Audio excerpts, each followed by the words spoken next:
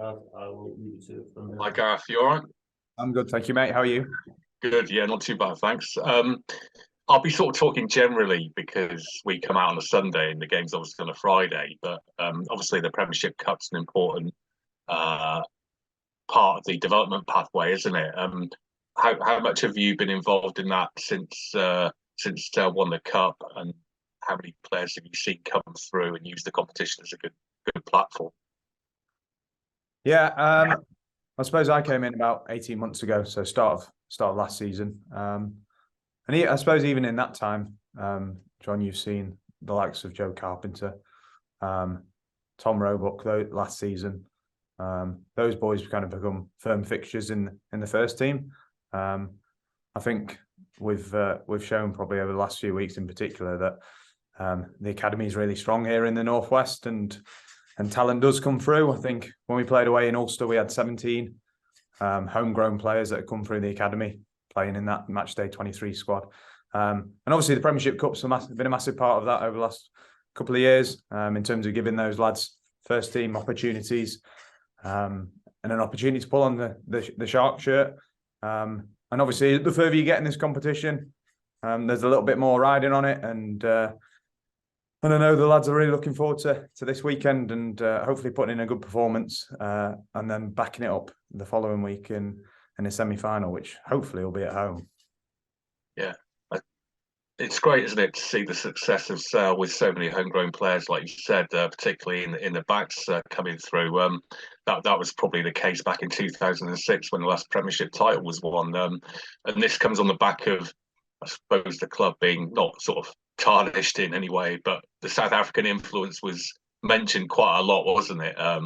In terms of the numbers of South Africans in the squad, but now it's going very much the other way, isn't it? And people are talking about that. So you must be excited that transition is happening. Massively. And those lads that have come in, the likes of Rob Dupree, his younger brothers as well, Aka, those boys have had a massive influence in the squad and been really important in terms of bringing through that young talent as well. So I think it's certainly a balance between bringing in real quality from a recruitment point of view to supplement the young talent that we've certainly got coming through the system. I think it's always a balance. But like you said, hopefully over the next few years we'll see more lads coming through the system, and we'll keep that core of boys from the Northwest who've always dreamt of playing for this club, really. And I think that's the bedrock of us, and that'll stand us in good stead in the future. Just a word on Sam Dugdale. Tell us about his qualities. He's obviously going to play a prominent part this Friday. Yeah, Dougie obviously had a brilliant game on Friday night. He's worked really hard to develop his game over the last few years, and broke into the first team squad probably over the last 24 months. And with that, he's probably had a few games supplemented on loan as well to make sure that he's getting that sweet spot of 15 to 20 games a year. And it's a big block for him, with the likes of Ben away with England and Tom's obviously out with injury at the moment. So it's a great opportunity, and you saw some of his quality on Friday night. He's really worked hard to develop his physicality in the contact area. I think he made 28 tackles or something, 8 or 9 of them dominant.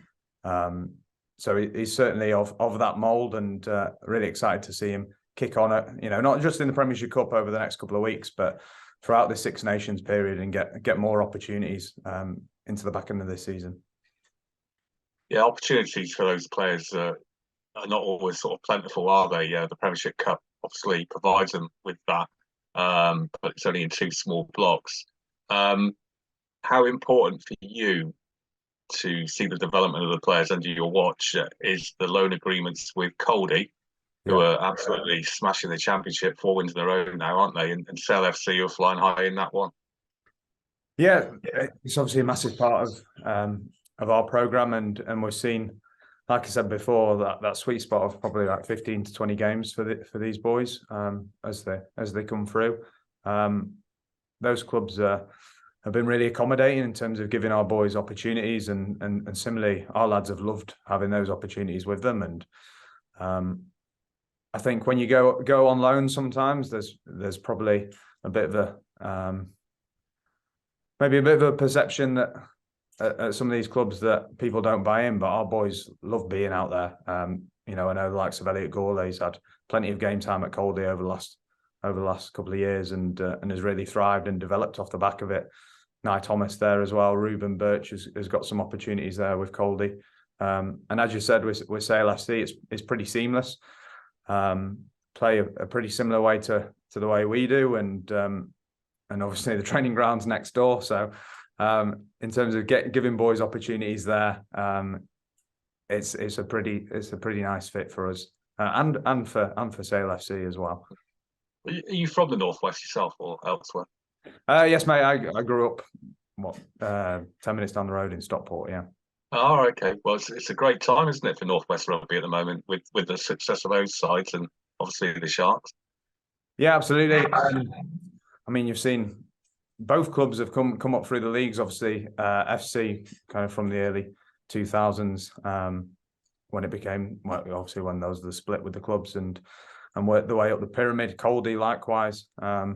We've seen a huge climb from them over the last few years. I think only 3 years ago they were playing rugby in National 2.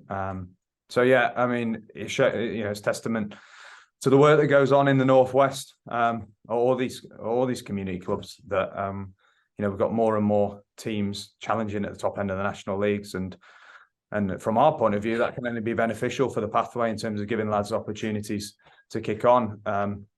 Even the likes of Sedgley Park and Fylde, the two teams thrashing out the top of National 2 North. So hopefully we'll have another Northwest team in National 1 come next season. Did you play in the Northwest? Say again, sorry. Did you play for a club in the Northwest? I played a little bit.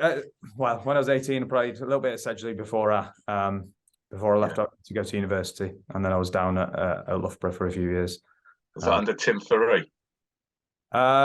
Just after Tim, actually. Yeah. All right, that was lucky for you then.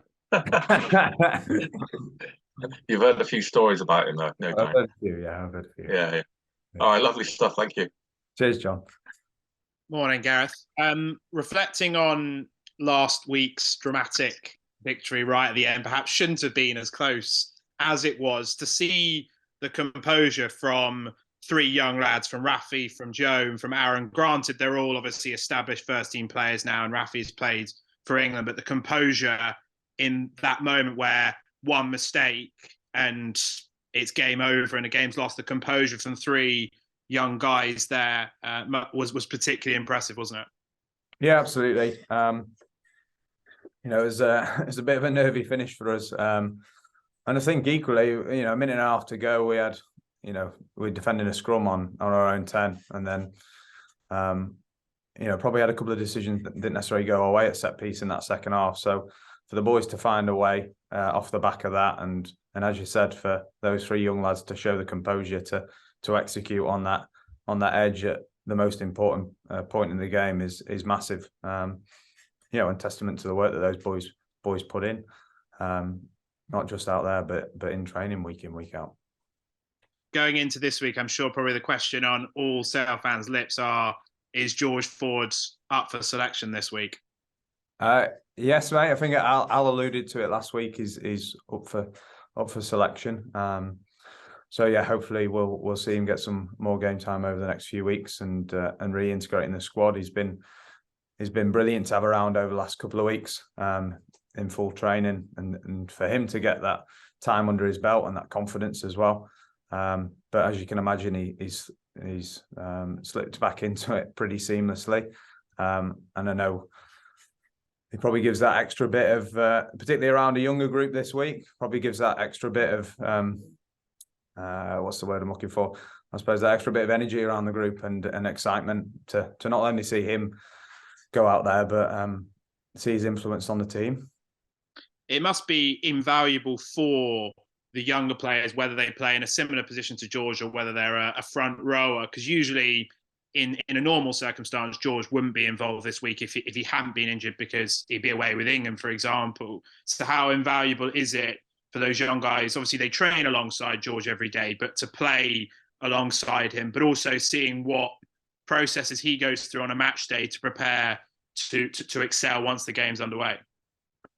Yeah, I think so, mate. I think it's obviously it's exciting for that group of players. I think similarly, you've probably it's just the likes of those quality international players being around the place, and like you said, training with them throughout the year is a massive influence on those younger lads. Just in terms of the standards that they drive, and also the behaviours that you see from those players around Carrington. So I think it extends probably even beyond this week, Kieran. But I equally know that there's probably one or two lads who are going to put a Shark shirt on for the first time over this weekend, and those lads are really looking forward to playing with the likes of those players. I think I asked Alex a month or two back when obviously George was still kind of making his way back as to when he returns, whether he's kind of going to be eased back in minutes wise because he's been out for so long, or whether he's ready to play 80 and it's about building that robustness. Going into this week and the next couple of weeks, is he at a stage now where he would be ready, in theory, to play 80 minutes? Obviously, if a game is won and the ability to take him off, then you can take him off 60 minutes in. But in theory, is he ready to start and go the full 80? And that's been part of that building up of the robustness so that he's ready to play this week. Yeah, I think he's a pretty robust individual, and as you can imagine, he's been very diligent with his rehab, and I had a medicals led him through that. So I'll probably let those guys lead and guide with regards to minutes and his reintegration. But like I said, I think he's in a really good place physically, and should be raring to go.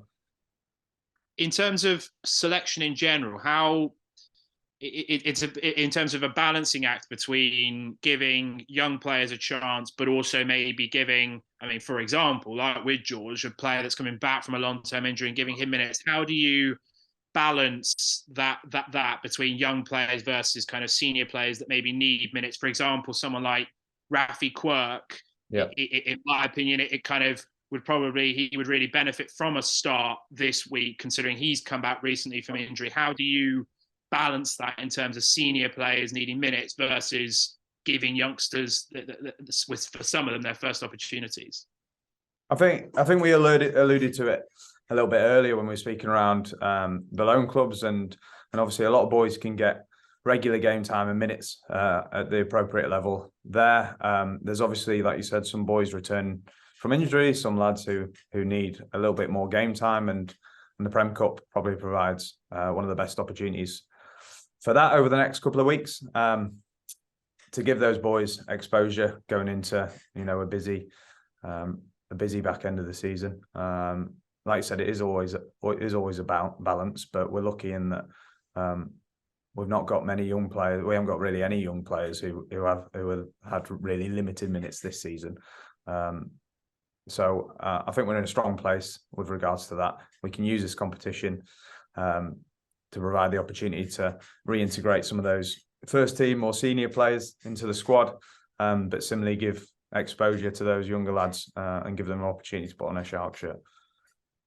In terms of an injury update, were there any fresh injuries from Bath, and what's the latest with Dan Dupree? Because I know that Alex mentioned after the game that he pulled his calf last week in training. Do you know what the latest is with him? I'm not off the top of my head in terms of timelines at the minute. I suppose we're lucky with a couple of those lads now. We've got this Prem Cup break over kind of the next 3 weeks to reassess and see where we're at. A couple of those lads are having some time off just to recuperate physically, but also mentally, so that then they can come back in next week raring to go and hopefully be available for Premiership selection off the back of that. Last week was a little bit one of those weeks. I think Al may have alluded to it post game on Friday night, but probably picked up a couple of knocks in the week, and the medical team did a brilliant job to make sure some of those lads were available on Friday, and that ultimately probably pulled us through. So yeah, I think this block now of Premiership Cup games has been timely in terms of giving us opportunity to reassess and see where those lads are at, and hopefully the likes of Dan will be available sooner rather than later. A couple of players were released from the England squad yesterday, Bevan and Johnny. Two questions on that. One, when does the club find out when they've been released? Is it not that much earlier than when the actual official press release is? And two, will either of those guys be involved this week, or because they haven't been training with Sale for the last week and a half, that it may be unlikely that they'll feature on Friday? Yeah, in terms of timelines, it's usually Tuesday, so pretty similar to what's released to the press. So there's not an opportunity really for loads of forward planning. Obviously, I'll be in discussion with Steve and and the staff more widely with other England staff. But yeah, in terms of this weekend, I think it's probably, you've got to treat those lads on an individual basis and see what they need moving forward. Obviously, Johnny's played a fair few minutes. Bevan has as well, and so I think Al's catching up with those lads today, really, to see where they're at, and obviously just confirm their plans for the next week. Obviously, they'll be back in early next week as well with England, and I'm sure they'll be eager to push on and hopefully get an opportunity in the white shirt. Will they be back training today? No training today. So we've only got team run tomorrow, and then for the match day squad, and then we're in on Friday. There are 4 Sharks that have been named today in the England under-20s game against Scotland on Friday. Raketi, Nye, Tristan, and Asher. It's obviously fantastic to see for those guys, in particular, some of those guys who were still only 18, guys like Tristan, who are only 18 years old. So they're kind of there, if anything, a year in advance of when, in theory, a lot of them are involved when they're 19 in the under-20s. Yeah, it's brilliant. It's brilliant news, mate. I'm really chuffed for those lads. The likes of Tristan and Asher weren't necessarily named in that EPS squad originally. So they've worked really hard when they've been given up the opportunity over the last 3 weeks to force their way into that squad. Tristan's had some excellent performances in the warm-up games against Loughborough and Oxford, and he's been justly rewarded with a place on the bench. Probably the only thing that's made, I suppose the only thing that's maybe kept him out is a couple of lads returning to that squad who've been playing Premiership Rugby the last few weeks. So really chuffed for him, and Asher, another one who's Asher's not even 19 until July, I don't think. So testament to the hard work he's put in over the last 3-4 months since he came in full time with us. Nye and Ricky have obviously had that opportunity last year. They're probably a bit more of the experienced players in the group. Really looking forward to seeing those guys play. I don't believe the Wales under-20 squad's been named yet, but Hugh Davis has obviously been with those guys the last few weeks, and hopefully he'll be given another opportunity this weekend as well. Just one final one from me. Looking ahead to Friday, obviously a home semi-final is possible. I think, if the maths is right, bonus point try and winning by a margin of 29 or more points. Yeah. How do you, considering you're leading the side this week, how do you communicate with the players on that? Because a home semi-final obviously would be fantastic and better than being in an away semi-final. Yeah. So how much talk is that? I know that obviously usually the focus is on, firstly, just winning the game. You can't get a home semi-final if you don't win it. But is there much communication and much talk with the players, making sure they know exactly what's needed in order to get that home semi-final? Or is that something that you will talk about as the game goes along, if we're in a position to win the game by 29 points or more? Yeah, it's a good question. And your maths is spot on, Kieran. So 29 points and 4 tries we need to win by to secure that home semi. It's something that we've obviously had to allude to this week. So the boys have that awareness, but we don't have to go too far away from our game model and how we approach the game. I think there probably is a bit of a case of maybe at the 50-60 minute mark, a bit of reassess and see where we're at and go from there. But But I think you've seen with probably some of our biggest winning margin victories this season, we haven't drifted too far away from how we play. And we've built a score against the likes of Leicester at home, 3-6-9. I think it was 16 points, and then as you saw in that last 20 minutes, that's when scorelines maybe blow out a little bit. So yes, there's an awareness in the group, but equally, if we play, to our potential and play to our game model, then we think we've got a really good opportunity to go away, get 4 tries, and hopefully be in a position to win by 29 points and have a home semi-final the following Sunday against Exeter. I just remember one final one. I know that the England team news hasn't dropped yet, but it's been widely reported Ben Curry set to start. I mean, he's had to be patient. He's been playing brilliantly for Sale for so many years, yet only has 1 cap. And obviously Thomas had 45, and the spotlight's been a lot on him in the national media. It must be such a proud moment that Ben, long overdue, getting the recognition internationally that he's deserved for a number of years, more than the 1 cap that he currently has. Yeah, I think we were all really chuffed for Ben to get the opportunity in the wider squad initially. Obviously, it's great to hear that he's been kept on this week, and hopefully that means that he's in line for selection this weekend, as you said. He's had a brilliant season, hasn't he, mate? He's been absolute quality for us. Even all through pre-season and then into the year, and been a massive leader for us as well in terms of driving standards around here. So yeah, I think we're all hoping that he gets the nod this weekend, but we'll have to wait and see when selection's finalised there.